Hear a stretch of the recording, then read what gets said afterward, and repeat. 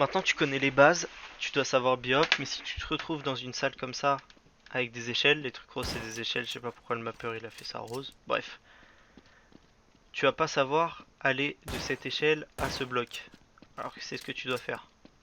Les échelles elles marchent comment? Sur Gmod, CSS, CSGO, tous les jeux comme ça, quand tu regardes sur le côté une échelle et que tu appuies sur Z et Q, tu montes plus vite que quand tu rentres dedans juste en appuyant sur Z. Ça marche aussi de l'autre côté en appuyant sur Z et D, et en regardant en bas en appuyant sur S et Q ou S et D en fonction d'où tu regardes. Après avoir fait ton ZD, moi je préfère ce côté-là, tu peux préférer l'autre côté comme tu veux.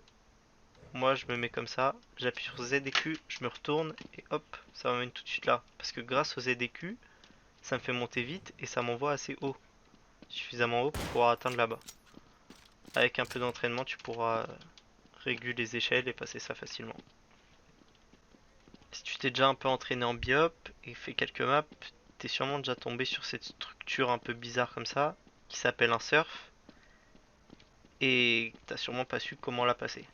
Pour passer une structure comme ça, faut que soit tu te mettes à droite, soit à gauche. Là, on va partir à droite. Si t'es à droite, tu appuies sur la touche Q. Quand t'es à droite, faut appuyer sur Q. Quand t'es à gauche, faut appuyer sur D. Et faut glisser dessus. Quand tu descends sur un surf, tu prends de la vitesse. Quand tu montes, t'en perds. Du coup, le but, c'est de rester assez bas sur le surf. J'ai pas pris le plus petit surf, là, pour le coup. Et monter d'un coup à la fin pour aller assez loin, quoi. Maintenant, le pré-strafe. Sur Gmod, sur CSS, sur CSGO encore, ça marche partout.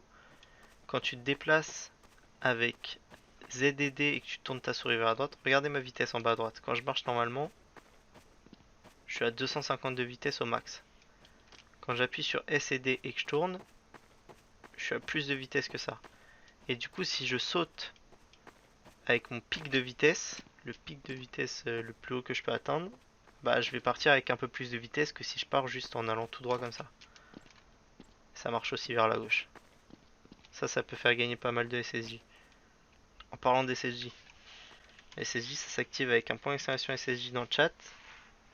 Soit il sera déjà activé, soit faut mettre oui sur un petit menu qui s'affichera. La SSJ ça donne la vitesse que tu peux atteindre au bout du sixième saut.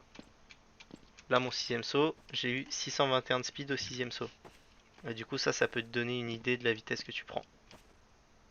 J'ai oublié de préciser, mais un truc qui est plutôt important en biop, c'est la synchro. La synchro entre toi qui appuies sur D et qui tourne vers la droite, et toi qui changes en appuyant sur Q et qui tourne à gauche. La synchro elle s'affiche en bas à droite là, je sais pas si tu vois. C'est écrit 5 à droite de Strafe et au-dessus de D. Quand je biop, plus je suis synchro, plus le pourcentage sera élevé. Et le but c'est d'être suffisamment synchro quoi. Si t'es pas synchro, bah tu vas pas prendre beaucoup de vitesse. Attends, je vais essayer d'être pas synchro. J'arrive pas à pas être synchro. Plus t'es synchro, plus tes strafes te donneront de la vitesse. Si le biop normal commence à vous lasser, il y a différents styles qui existent dans le jeu. Tout cela. Là, je vais vous montrer le HSW. Le HSW, c'est comme biop normalement, sauf qu'on a tout le temps la touche Z d'enfoncer. Et du coup, ça donne des plus grands strafes. Et ça ressemble à ça. Faut biop exactement comme on biop normalement, sauf qu'il faut appuyer sur Z tout le temps et faire des super grands strafes pour pouvoir suffisamment tourner et atteindre les plateformes. Ce mode est pas mal si le mode normal vous saoule.